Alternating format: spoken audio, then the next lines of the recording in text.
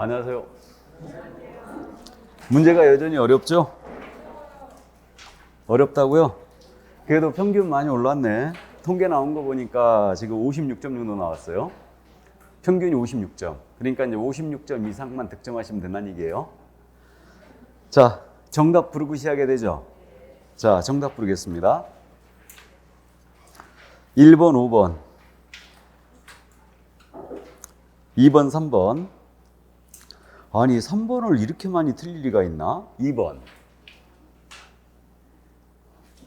다음에 4번, 1번, 5번, 1번. 6번, 2번, 7번, 1번, 8번, 4번, 9번, 1번, 10번, 1번, 11번, 3번. 자, 12번, 3번입니다. 13번, 1번, 14번, 2번, 15번, 2번, 16번, 3번, 17번, 5번,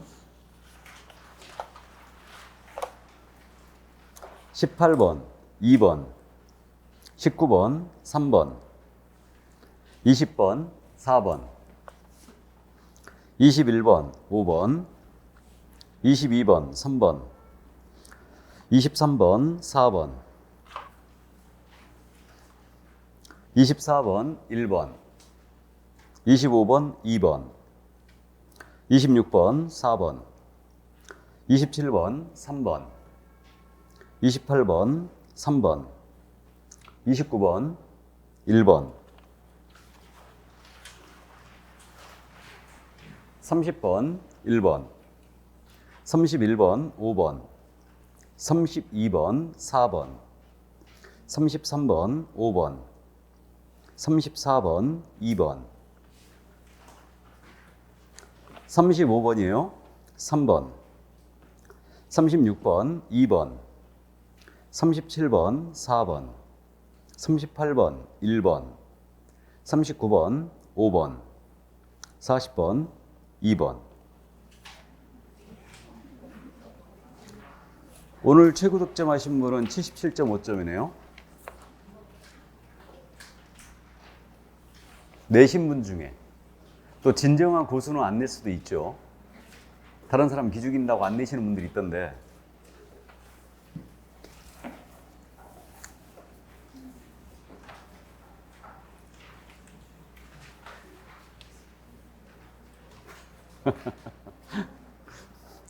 자, 맞히고 틀리고가 중요한 게 아니고 내가 왜 여기에 답을 썼을까 꼭 생각하면서 수업을 들으셔야 됩니다. 그래야 수정이 되는 거예요. 자, 1번 문제 보겠습니다. 용어의 정의. 올해 지금 출제가 예상되는 부분이라고 했고 단순형, 판례의 태도 정리를 꼭 해주시라고 했습니다. 그럼 1번 지문 있잖아요. 중개란 중개사무소에 개설 등록을 하고 바로 X 나가버려야 되죠. 중개라 함은 법정 중개대상물 아니면 제3조에서 정한 중개대상물에 대하여 이렇게 출발해야 돼요. 1번 지문 틀렸고 2번 지문입니다. 권리의 득실 변경에도 빠졌어요 지금. 그죠? 그래서 이거 구분하고 계시죠? 저기를 갖고 들어왔어야 되는데 지금 지난주에 이 부분을 연습을 했는데 중개라 함은 법정 중개대상물에 대하여 거래 당사자 간의 매매, 교환, 임대차를 알선하는 것을 말한다. 이렇게 하면 틀렸다고 그랬죠, 이거. 권리 득실 변경에 빠진 거예요. 근데 이거 거꾸로 중개대상물에 대하여 거래 당사자 간의 매매, 교환, 임대차를 알선하는 것은 중개에 해당한다라고 낸 거예요. 그럼 이건 OX, 이건 O예요. 이 둘의 차이 꼭 이해하고 있어야 됩니다. 중개라 함은 이렇게 출발했어요. 그럼 용어의 정의를 묻고 있는 거죠. 그러니까 정확하게 물, 거래 당사자, 매매, 교환, 임대차 그 밖의 권리 득실 변경에까지 다 나와야 돼요. 그러니까 이 정의는 틀렸다는 이유가 저당권 설정의 같은 걸 포함 못 시켰잖아 지금. 매매, 교환, 임대차를 알선하는 것을 말한다라고 하면 틀렸다는 얘기예요. 근데 거꾸로 이게 중개냐 아니냐를 물을 때 중개대상물에 대한 당사자 간의 매매교환 임대차를 알선하는 것은 중개에 해당한다라고 낸 거예요. 그럼 이거 매매교환 임대차 알선은 중개 맞죠? 그러니까 맞는 거예요, 그냥. 이 차이를 이해하고 있어야 됩니다. 자, 그래서 1번 지문 개설 등록을 하고 틀렸고 권리의 득실 변경에도 빠졌고 부동산도 틀렸어요. 부동산도. 중개대상물이라고 그래야 돼요. 자, 그래서 1번 많이 틀렸네요. 다음 2번 지문 개업공사라 하면 이제 떠올려야 되죠. 뭐만 나와야 된다. 개설 등록. 이 법에 의한 중개사무소에 개설 등록을 한 공인중개사를 말한다. 틀렸어요. 왜 그러냐면요. 우리 개공의 종별이 3가지가 있지 않습니까? 그럼 개공의 종별 3가지가 이거 아니에요. 법인인 개업공사가 있고 공인중개사인 개업공사가 있고 법제 7638호 구칙 제6조 제2항에 따른 개공이 있죠. 그러니까 개설 등록을 한 공인중개사를 말한다 그랬으니까 이자만 갖고 정의를 딱 한 거예요. 법인과 중개인 포함 못했죠. 그러니까 틀린 거예요, 그냥. 그러니까 개설 등록만 딱 나와야 돼요. 자, 다음 3번 질문 내려갑니다. 소속 공인중개사라 함은, 자, 출발을 소속된 공인중개사로서 이렇게 나와야 되죠. 법인인 개업공사에 소속된, 틀렸어요. 법인 빠져야 됩니다. 이거. 그래서 3번 질문은 틀렸고.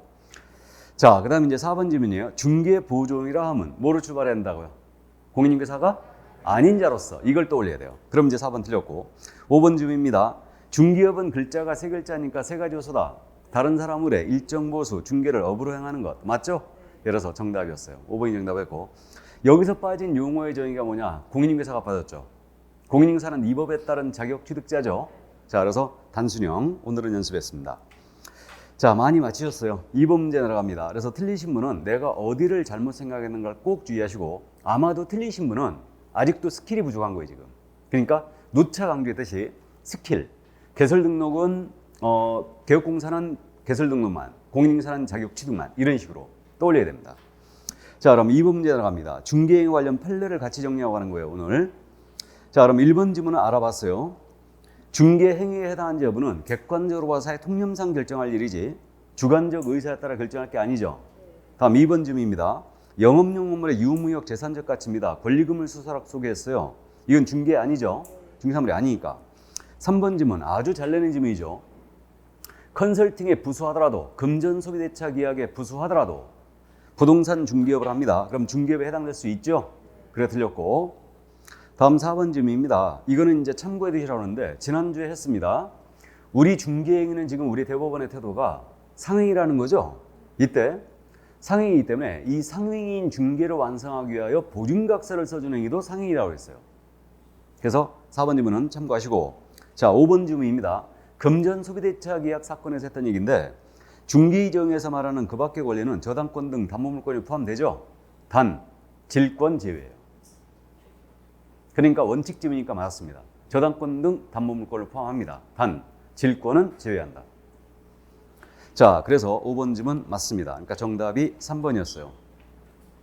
자, 그러면 이제 3번 문제 중개대상물로 넘어갑니다. 역시 이제 박스형 대세, 요즘 대세인 박스형으로 오늘은 나갔습니다. 근데 말이에요. 이게 쉽기 때문에 지금 몇 개냐고 물어봤고 1번에 2개, 2번에 3개로 배치했는데 답을 잘못 옮겼는지 모르겠는데 이 문제를 지금 현재 35%밖에 못 맞췄어요. 깜짝 놀랐습니다, 이거. 뭔가 이거 채점이 잘못된 거 아닌가 나 그런 생각이 드는데 지금. 아니 이거를 중개사물 문제를 틀리면 절대 안 되는 문제잖아, 이거. 등기한 수목의 집단이 뭐예요? 임모. 그죠?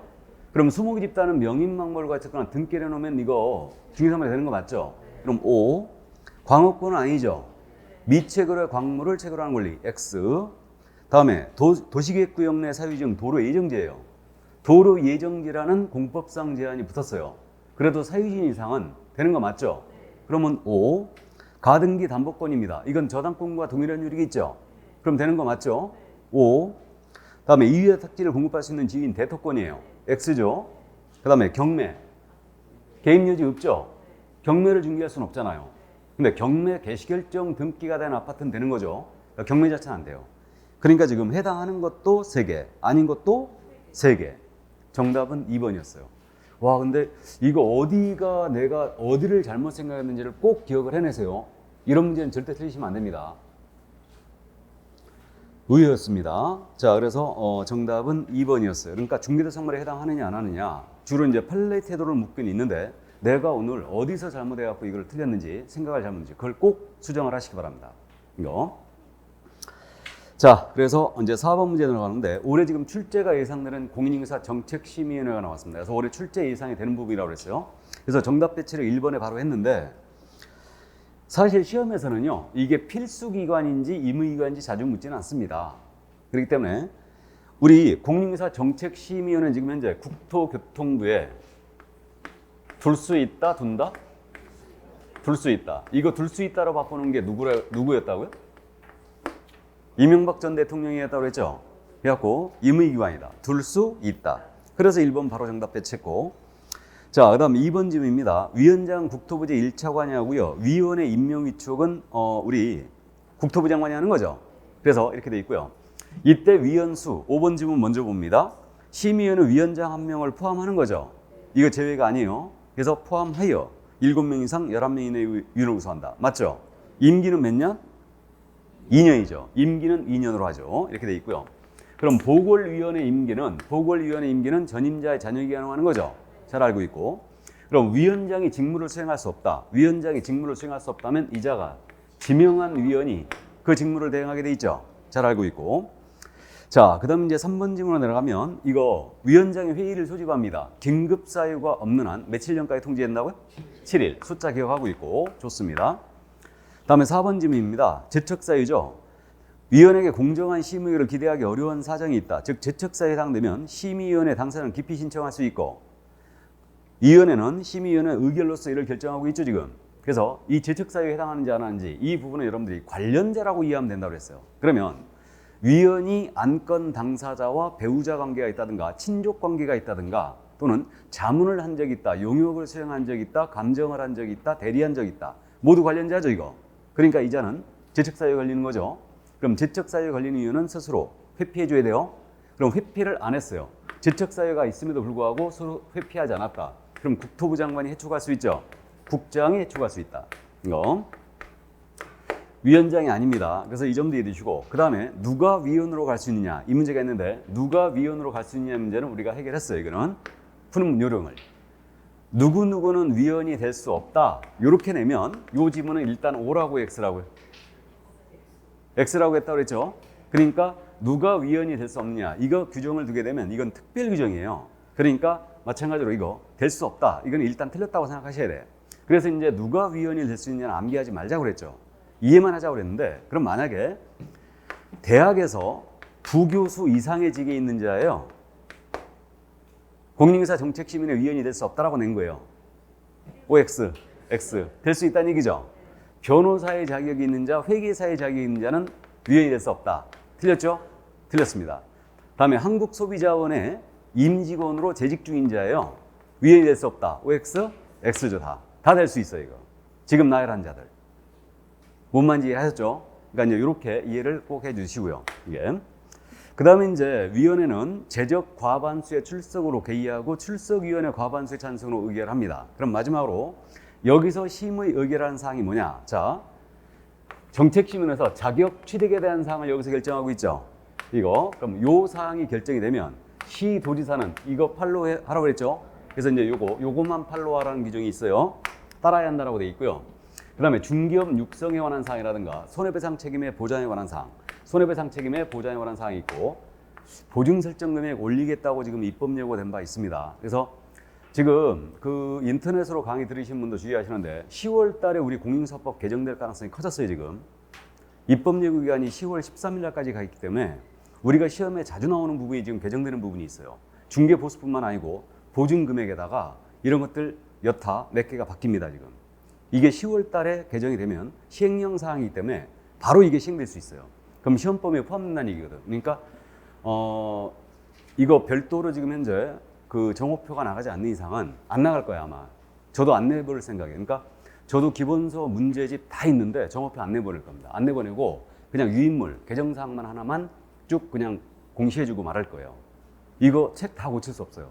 기본서 저는 기본서에다가 뭐 문제집에다가 기출집에다가 장판지에다가 지금 우리하고는 제가 문제집만 썼지만 다 관련돼 있거든요. 이거 전부 다 뜯어 고쳐야 돼요. 그랬더니 10월 달에 지금 시험 이게 시험 보기 전날까지 시행되는 법으로 시험을 보는데 넘겼으면 좋겠는데 10월 달에 시행을 할 것 같아요, 지금. 당장. 그렇기 때문에 이 부분은 지금 인터넷으로 공부하시는 분들은 계속 추적 관리해 주시고 오프라인 하시는 분들은 상관이 없어요. 수업 시간에 다 반영을 할 거니까. 그래서 어쨌든 손해배상 책임에 보장에 관한 사항을 여기서 결정하고요. 중개 보수를 변경한다. 그럼 변경에 관한 사항도 마찬가지로 여기서 일단 심의 의결을 하게 돼 있죠. 그러니까 이 부분 지금 주택에 대한 중개 보수가 바뀌잖아요.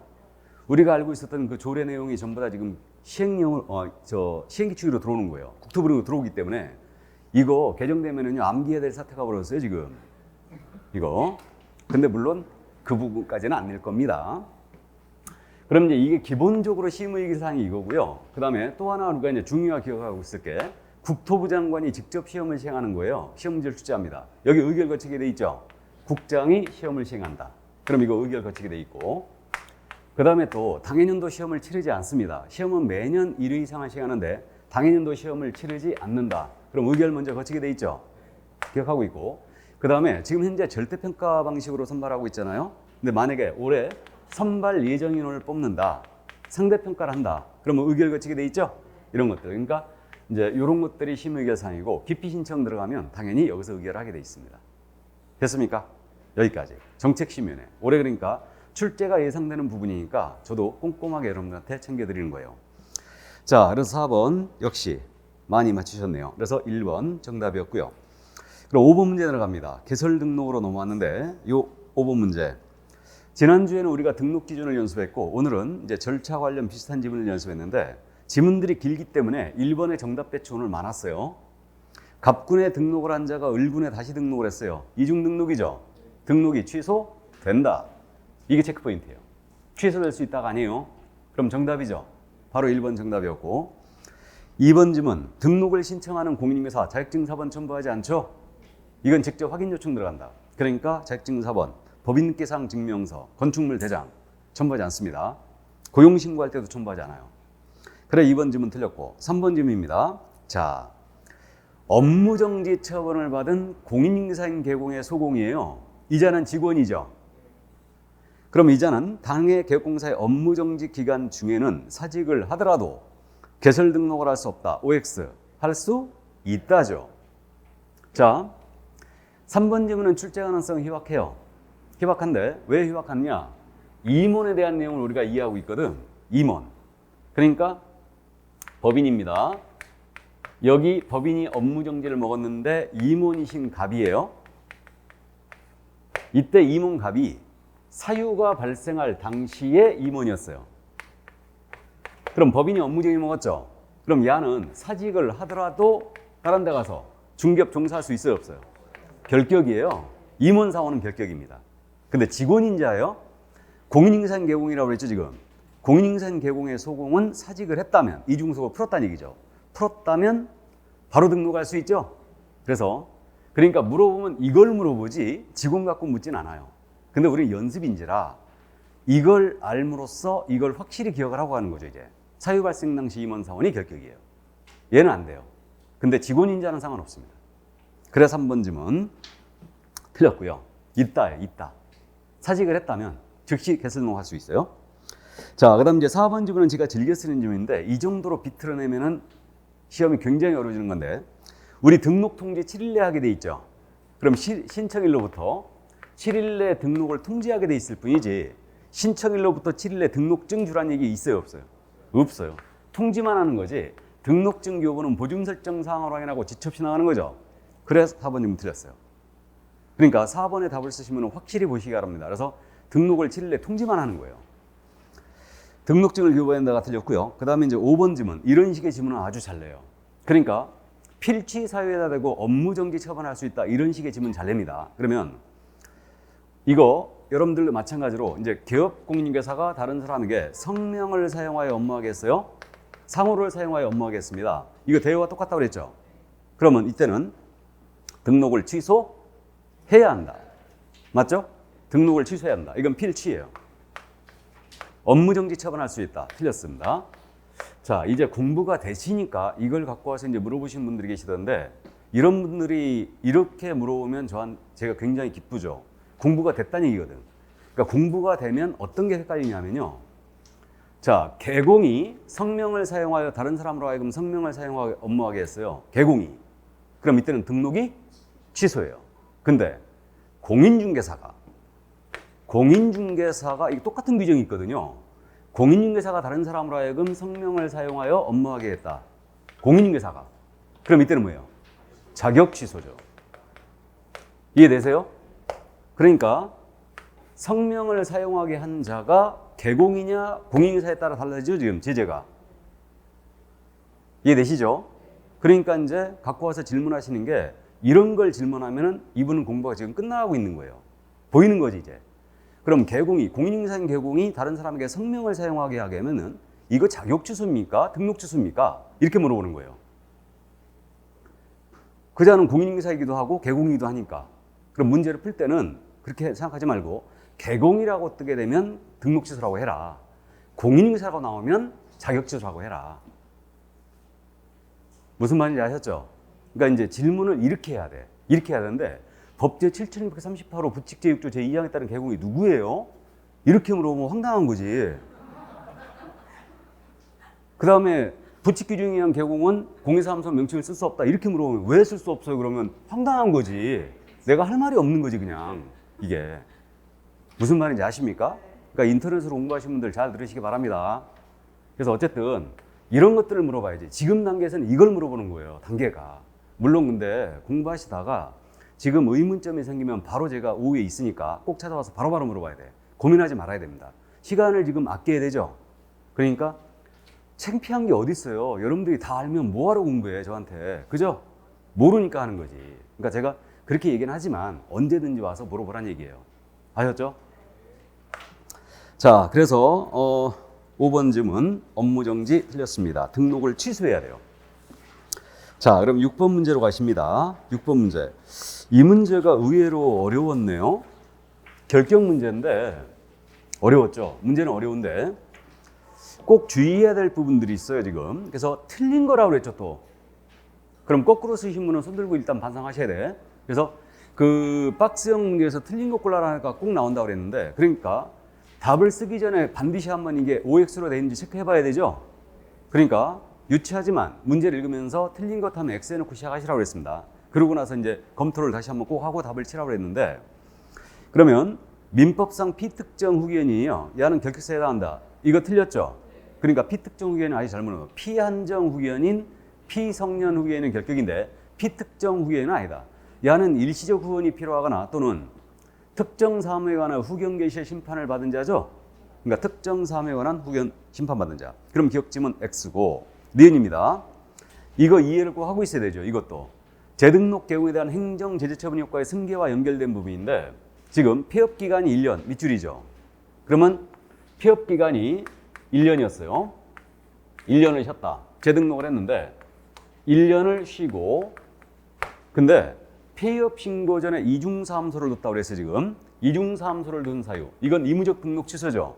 그래가지고 요걸 이유로 여기서 등록을 취소해버린 거예요, 지금.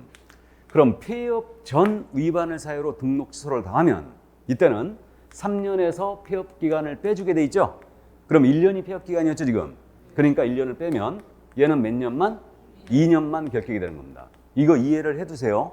이해를 해두셔야 됩니다. 그래서 니은지문 이게 좀 어려웠죠. 그러니까 2년간은 중개사무소의 등록이 제한된다. 맞았어요. 오고 그 다음에 디귿지문 이거 꼭 암기하고 있어야 된다고 그랬죠.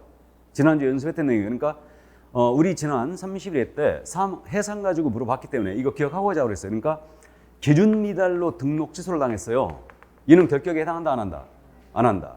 그래서 기준 미달 등록 취소는 아예 결격에 해당하지 않습니다. 이거는 그래서 기준 미달의 밑줄이고 등록 취소 밑줄 긋고 해당하지 않는다. 맞았어요. 그래서 꼭 알아보셨어야 되고 그 다음 4번 질문입니다. 선고 위에 보셨죠? 못 봤어요? 장난친 것처럼 보이는데 공인사법 위반에 벌금 300만 원 선고를 받은 자는 3년이 결격이죠. 선고유예라고 그랬잖아요, 지금. 선고유예. 선고유예는 결격이 아니에요. 그래서 요것을 비틀었기 때문에 이 문제가 어려웠고 디귿지문도 어려웠고요. 니은지문도 어려웠어요, 다. 그래서 문제 난이도는 최상급인데 그래서 이제 나는 이 문제를 많이 틀렸을 거라고 예상을 하긴 했는데 어쨌든 그래도 한 40% 정도 이제 맞추셨고요. 6분이 틀렸는데 다시 한번 꼭 정리해 주세요. 그러니까 결격에서 어려운 지문들이 지금 3가지가 다 포함된 거예요. 니은, 디귿, 리을 지문들. 그러니까 리을 지문은 물론 시험에서 이 정도의 장난은 안 칩니다. 어떻게 장난치냐면요. 시험에서는 선고유예 요즘 잘 묻거든요. 잘 묻는데 징역형의 선고유예라고 낼 거예요. 징역형의 선고유예. 이건 결격 아니라는 거 알아보죠? 근데 여러분들이 리을 지문을 못 알아보는 이유가 우리 법 위반하여 300만 원 벌금까지만 딱 보는 거예요. 그냥 정확하게 선고유예를 안 봐버리는 거죠.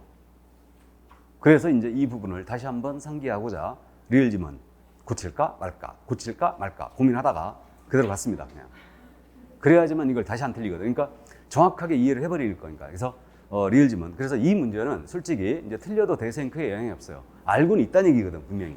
중요한 내용들. 그러니까 일단은 선고유예 다시 한번 꼭 체크하고 합니다. 아셨죠? 자, 그래서 정답은 2번이었어요. 더군다나 틀린 거라고 했기 때문에 기억, 리을 2번이 정답이었어요. 또 거꾸로 쓰신 분 있죠, 3번에. 웃는 거 보니까 거꾸로 썼구만. 일단. 그래도 이제 3번에 쓰신 분은 이제 실수고, 그래서 이제 시험장에서는 다시 한번 돌아오면 이런 건 다 체크돼요. 그래서 정답 2번이었습니다. 자, 그럼 7번 문제로 들어갑니다. 역시 이제 대세인 사례형 문제로 지금 출제가 됐는데 정답은 1번에 바로 배치했어요. 그래서 공인인증 개공이 A였고 중개법인이 B였거든요. 둘이 사무소를 지금 현재 갑군에 두고 있습니다. 갑군에. 그러면 A와 B는 중개사무소를 공동 사용할 수 있고, 여기까지 좋았죠? 법인일지라도 공동 사용되죠? 이때 건물주의 승낙서, 바로 X 나가버려야 되죠? 공동 사용하는 A, B의 승낙서죠, 이거.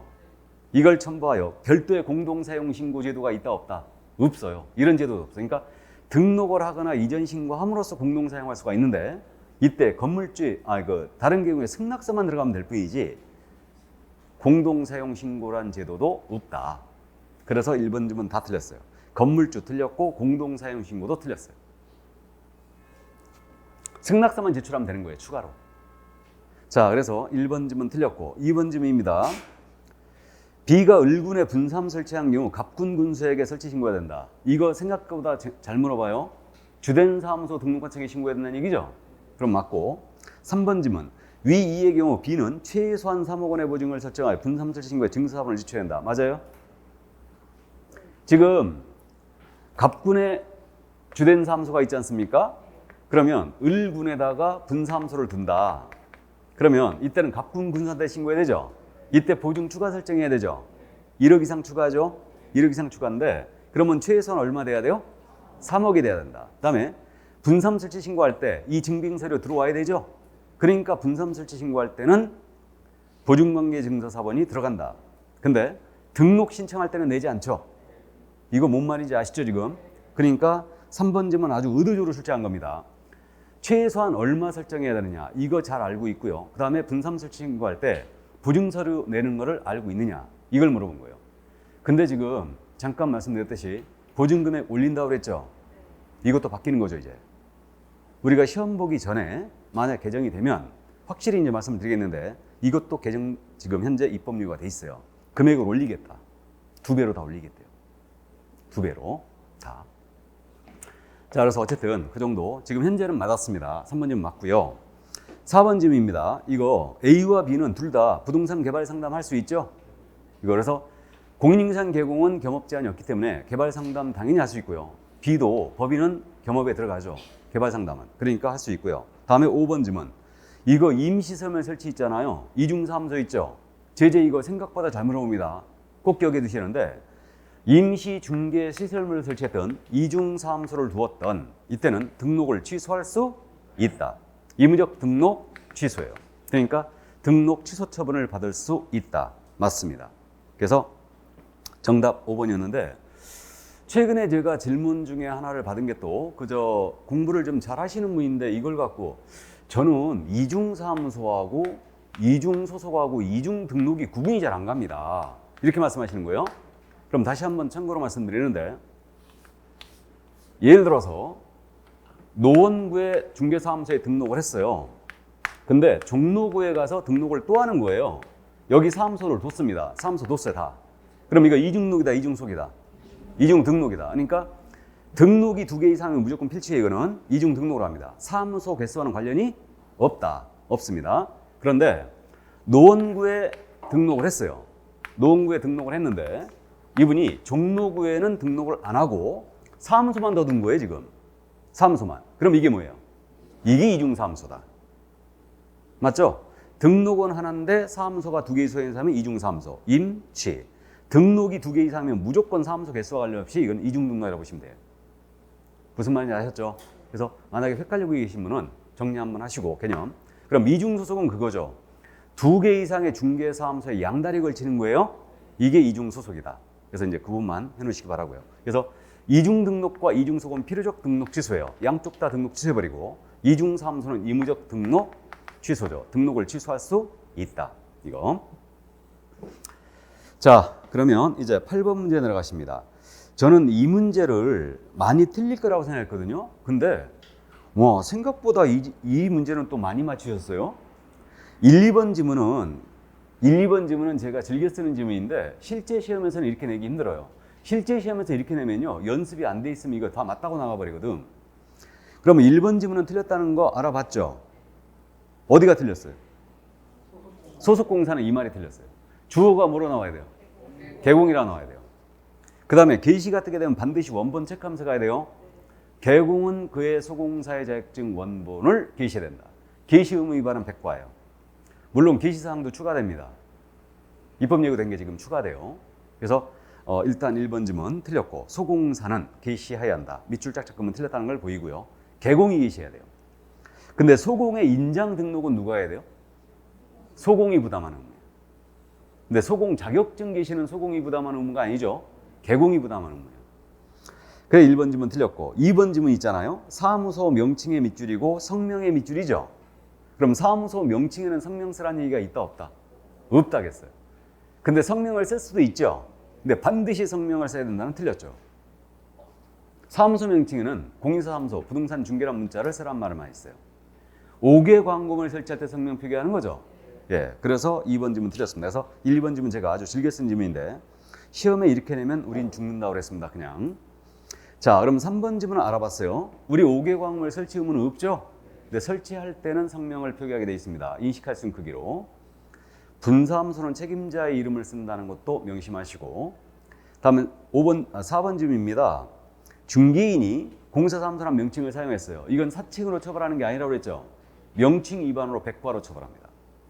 이건 명칭 위반 처벌이에요. 그러니까 100과예요. 현업을 하시는 분이기 때문에. 그래서 맞고요. 그러니까 개공이 명칭을 위반하면 100과, 개공이 아닌 자가 명칭을 위반하면 1-1. 그래서 4번 정답이었고 5번 질문입니다. 여러분들이 이제 이행강직임에 아주 익숙해져 있거든요. 그래갖고 한번 웃자고 한번 냈습니다. 4번 정답 나왔으니까. 간판 철거 명령을 이행하지 않았어요. 행정대집행법에 따른 대집행이지 이행강직임을 부과할 수 있다 이런 규정 없어요. 우리 공인사법에서는 이행강직임이 없습니다. 부동산거래신고법에서 토지거래과제 이행강직임이 있고요. 그다음에 농지법에서 이행강직임이 있고요. 실명법에서 이행강직임이 있죠. 실명법. 과징금 부과일로부터 1년 내 등기 안 하면 1차 이행강직금 10%. 다시 1년 지나도 등기 안 하면은 2차 이행강직금 20% 나갑니다. 그래서 이제 일단 참고하시고 우리 공인사법에는 이행강직임이 없어요. 정답 이제 4번이었습니다. 자, 그래서 이제 명칭에 대한 부분, 게시와 명칭에 대한 부분을 연습을 했고요. 지난주에는 우리가 표시광고 갖고 연습을 했죠. 그러니까 명칭, 표시광고 아주 중요합니다. 꼭 정리해 주시고. 그럼 구분 문제는 이제 모니터링이에요. 그래서 이제 모니터링이 들어왔기 때문에 숫자를 한 번쯤 기억하자. 그래서 우리가 모니터링에 대한 주체는 국장이라고 이해하자고 그랬죠. 그러니까 모니터링은 중심이 국장이 있는 거예요. 중심에 모니터링은.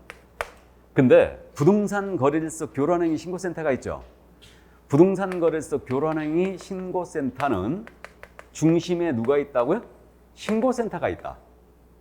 이거는 물론 국장이 전부 다 이제 신고센터를 설치 운영할 수 있다 이렇게 돼 있어요. 국장이 모니터링할 수 있다 이렇게 돼 있는데 일단 신고센터가 이게 무슨 뜻이냐면 모니터링은 지금 현재 기본 모니터링, 수시 모니터링이 있고 기본 모니터링 계획서는 매월 12월 말까지 내게 돼 있고요. 수시 모니터링은 미리 내야 되죠. 이렇게 돼 있고 그러면 기본 모니터링 결과 보고해야 됩니다. 기본 모니터링은 분기마다 하는 거죠. 그럼 3개월마다 하는 거니까 결과 보고를 며칠 내? 30일 내에 하는 거예요. 30일 내에. 그럼 수시 모니터링은 며칠? 15일이죠. 그러면 이게 모니터링 위탁받은 기관이 있잖아요. 한국인터넷광고위원회에서 위탁받았다고 그랬는데 국장이 한국인터넷광고 모니터링 기관에 이제 위탁을 했어요. 그러면 이걸 실시한 다음에 이 기관이 국장에게 30일 내, 15일 내 보고하는 거죠. 그럼 보고를 받았어요. 결과 보고서 받으면 이자는 이제 관계 시도의사라든가 등록관청에다가 조사 및 조치를 요구할 수 있죠. 그러면 신속하게 조사 및 조치를 해주고 조사 및 조치를 완료한 날로부터 피드백 해줘야 돼요. 누구한테? 국장한테. 10일 내 피드백하는 거죠. 10일 내 이렇게. 그러면 이제 요거 피드백 받았거든요. 그러면 정보통신 서비스 제공자한테 야 이거 의심이 가거든? 조치 좀 해줘. 또 요구할 수 있죠. 그러면 정보통신 서비스 제공자는 조치를 해줘야 되죠. 자료 유출 요구하면 자료 유출 해줘야 되죠.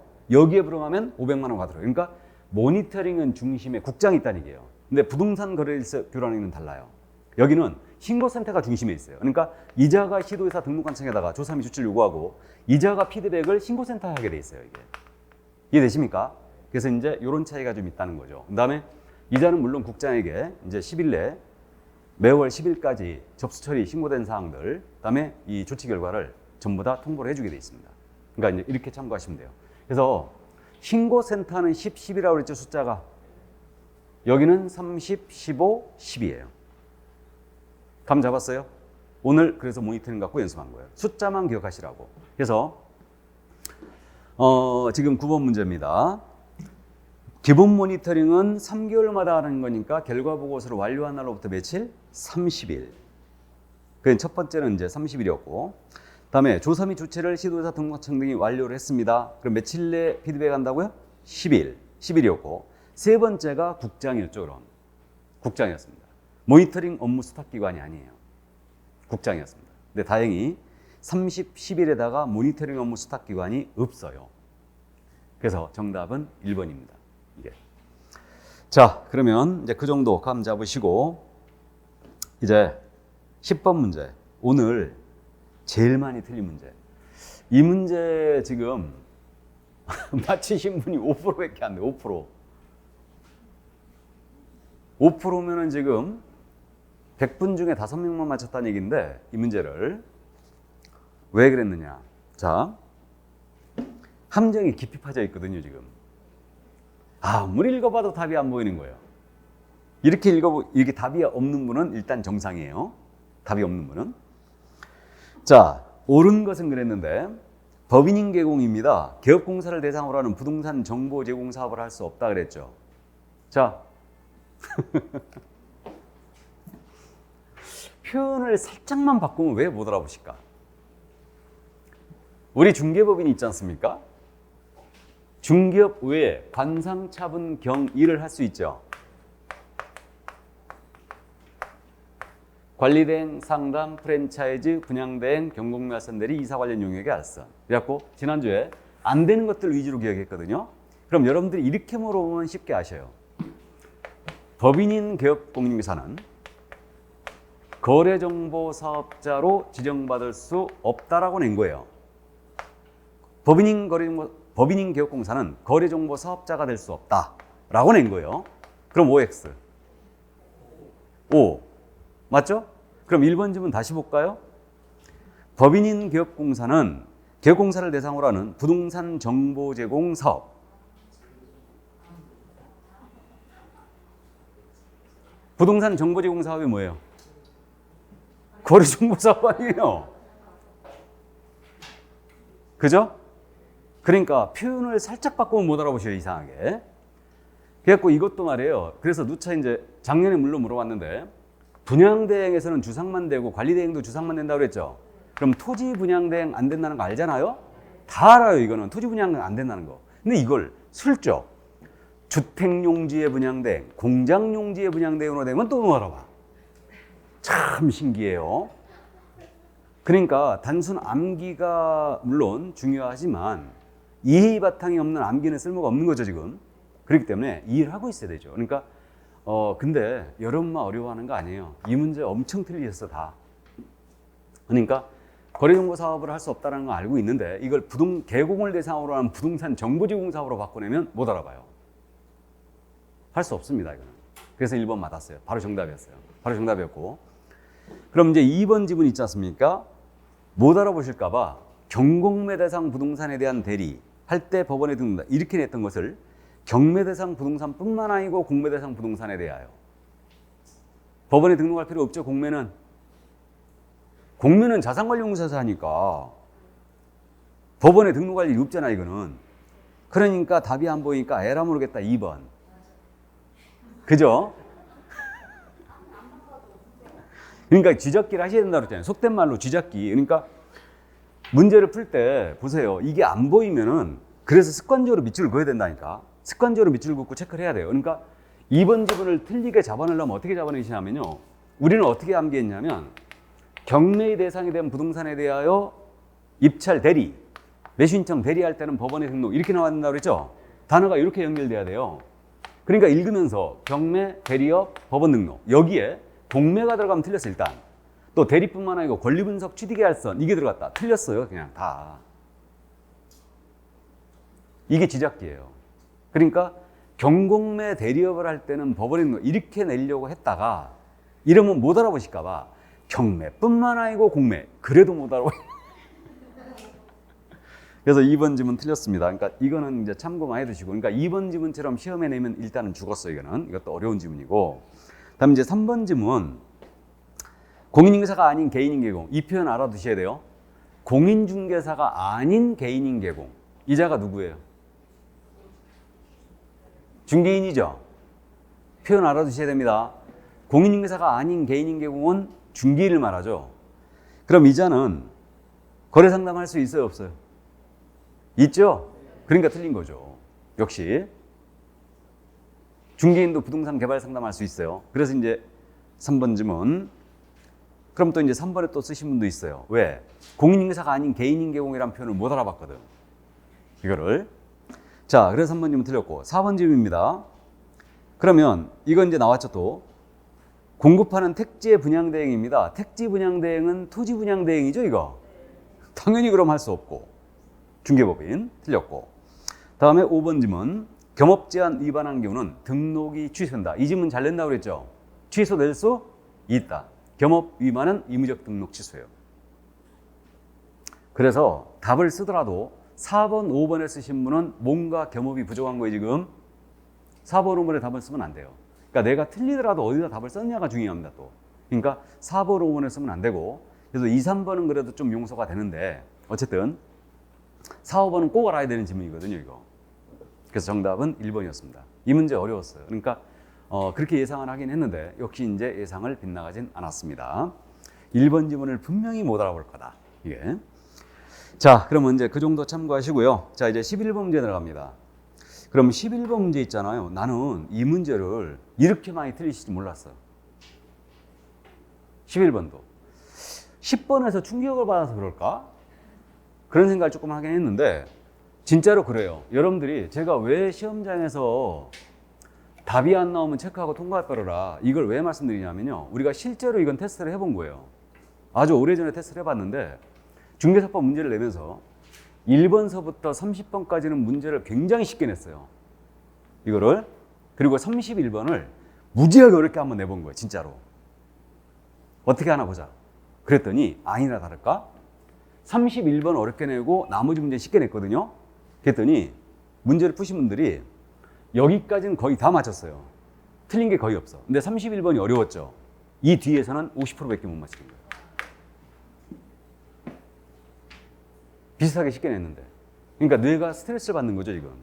그러니까 한 번 어려운 문제를 딱 고민하고 나니까 이게 이상해 보이는 거 답이다. 그래서 시험장에서는 절대 첫 번째 금기사항. 네가 이기나 내가 이기나 문제를 들이받으면 안 됩니다. 들이받으면 안 되고 피해야 돼. 무조건 피해야 됩니다. 꼭 지켜야 됩니다. 이거. 그러니까 이건 정말 공통이에요. 그러니까 답을 읽어봤는데 답이 안 나와. 그럼 체크하고 통과해버려야 돼. 대신 결론을 꼭 표시해놔야 돼. 읽은 지문에 대해서는 OX를 표시해놔야 돼. 모르겠으면 세모. 그래야지 돌아왔을 때 쉽게 풀 수 있어요. 그러니까 꼭 그걸 의심하니까 10번에서 스트레스 받아가지고 11번을 이렇게 많이 틀리는지 모르겠는데 이건 이렇게 틀린 문제가 아니에요. 이거는 사례형 문제긴 하지만 아주 전형적인 문제 유형 아닙니까? 보조원을 갑을 고용했어요. A가 보조원이었습니다. 보조원. 그럼 1번입니다. 고용한 날로부터 10일. 틀렸죠? 여기에 답 쓰신 분 없죠? 업무 개시 전. 종료 신고가 10일이죠. 그 다음 2번 지문. 부동산 거래계약 신고 제출 대행할 수 있는 자는 소고개 하나죠. 그러면 보조원인자는 대행할 수 있어요, 없어요? 없습니다, 당연히. 그래 틀렸고. 여기다 답 쓰면 안 돼요, 그럼. 다음 3번 질문입니다. 갑이 중개보수로 의뢰인으로부터 한도를 초과해 보수를 봤어요. 자, 여기서 이제 약간 비틀었는데 소공이나 보조원의 업무상 행위는 그를 고용한 개공행위로 보죠. 따라서 보수를 초과하여 받은 행위가 바로 개공행위로 간주돼 버리는 거예요. 그럼 보수 초과 행위를 개공했다는 얘기죠. 그럼 개공이 보수 초과를 하게 되면 의무적 등록 취소죠. 임취사는 모두가 업무정지사이기도 하죠. 그럼 이거를 시험에서는 주로 등록이 취소될 수 있다고 낼 거예요. 근데 이건 연습이니까 지금 비튼 거죠, 한번. 업무정지 처분을 받을 수도 있다. 맞죠? 그래서 3번 질문 맞습니다. 그럼 4번 질문이에요. 요건 여기에 정답 쓰신 분은 없죠? 여기에 쓴 분은 큰일 납니다. 기본이 안 돼 있다는 얘기인데 양벌 규정에 따라 벌금 300만 이상 받았다로 있는 결격사에 해당하지 않아요. 따라서 이로 인해서는 등록 취소 불가해요. 그래 틀렸고. 다음에 5번 질문입니다. 자, 5번이 이제 좀 약간 비틀었는데 상당한 주의와 감독을 다했더라도 손해배상 책임은 우리 개공은 무과실 책임이죠, 지금. 고용이나 업무상해로 인한 경우는 무과실 책임이에요. 그러니까 상당한 주의와 감독을 다했어도 손해배상 책임은 면치 못합니다. 근데 형사책임, 양벌 규정에 따라 벌금형 받을 수 있죠. 벌금형 받을 수 있는데 상당한 주의와 감독은 벌금은 면하죠. 근데 상당한 주의와 감독을 대도 손배 책임은 면하지 못합니다. 그래서 정답은 3번이었어요. 그래도 비틀었어도 이 3번의 정답을 칠 거다라는 예상을 했는데 조금 의외였습니다. 1, 2번에 답 쓰신 분 없죠? 1, 2번이 절대 쓰면 안 돼요. 이거는. 그래서 이제 고용인에 대한 내용, 뭐 기본 문제는 지난주에 연습을 했고 오늘은 지금 책임 관련해서 같이 연결해서 물어봤는데 그래도 어쨌든 이 문제를 그래도 의외로 너무 많이 틀리셨네. 이 문제를. 자, 그러면 12번 문제로 가볼까요? 인장 등록인데 올해 지금 개인적으로 인장은 제가 쉴 가능성이 높다고 지금 말씀드린 바가 있는데 자, 이 인장에 대해서는 말이에요. 1번 지문 바로 알아봤어요. 법인이 아닌 개공입니다. 개인입니다. 개인이나 소공은 성명 플러스 73이죠. 숫자 기억했어요. 7mm 이상 30mm 이내다. 7, 3. 그러니까 10mm, 40mm 틀렸고 이거 기출주문이었죠. 다음 2번 지문입니다. 이것도 기출주문이었어요. 이거 구분을 꼭 해놓으시는데 법인의 주된 사무소 있잖아요.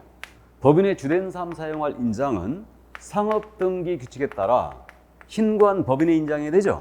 신고한 법인의 인장이 된다. 그럼 주된 사무를 하고 표현 안 하고 법인인 개공이 등록할 인장은 신고한 법인의 인장이 된다. 상업등기 규칙에 따른 신고한 법인의 인장이 된다. 그럼 맞는 거죠? 역시 그건 주된 사무소를 얘기하니까. 근데 분삼 사용할 인장은 상업등기 규칙에 따라 이 법인의 대표자가 보증하는 인장을 등록할 수 있다. 그래서 일단 2번 질문 틀렸습니다. 대표자 보증 인장으로만 등록해야 된다. 틀렸죠? 왜? 신고한 법인의 인장으로 등록할 수도 있죠? 그래서 2번 질문 틀렸고 3번 질문입니다. 소공사 인장 등록 하셔야 되죠? 이거 인장 등록 전자문서를 할 수 있죠? 그러니까 3번 바로 정답이었어요. 소공사는 등록해야 된다. 그래 맞고요. 다음 4번 질문입니다. 변경 등록 며칠 해야 돼요? 7일이고 다음 분삼 사용할 인장의 등록 어디다 들어가야 됩니까? 주된 사무소 등록관청에 들어간다. 주된 사무소. 그래서 이제 5번 틀렸어요. 그러니까 4, 5번에는 절대 정답을 쓰면 안 되고요. 그래서 정답은 3번이었는데 그럼 여기서 빠진 내용이 뭐냐? 우리 개인이 인장 등록 신고서로 들어가는 거죠. 그러면 신고서 들어갈 때 등록증 원본 첨부해야 돼야 안 해야 돼요? 인장 변경 등록 들어갑니다. 인장 등록 들어가요. 등록증 원본 첨부해야 돼야 안 해야 돼요? 첨부해야 되죠. 여기다 찍어야 된다고 그랬죠? 그러니까 첨부를 해야 됩니다. 이렇게 되고요. 요거 지금 현재 빠져 있고 요 내용에서 그 다음에 또 아주 잘 묻는 거 법인인 개공이 인장을 등록하는 방법은 인감증명서, 상업등기처에 따른 인감증명서 제출로 가름한다 그랬죠? 이것도 엄청 잘 물어요. 이 정도. 그래서 바로 이게 인장이었습니다. 자, 그러면 이제 휴표 문제 13번으로 들어갑니다. 휴표 역시 매번 출제하는데 옳은 것 그랬어요. 1번 질문입니다. 바로 정답 배치했는데 개설 등록을 했는데 사몰래 업무를 개시하지 아니할 경우는 휴업 신고 들어가야 되죠. 안 하면 백과예요. 그래서 1번 바로 정답 됐고요. 2번 질문. 휴업 신고는 전자문서 안 되는 거죠.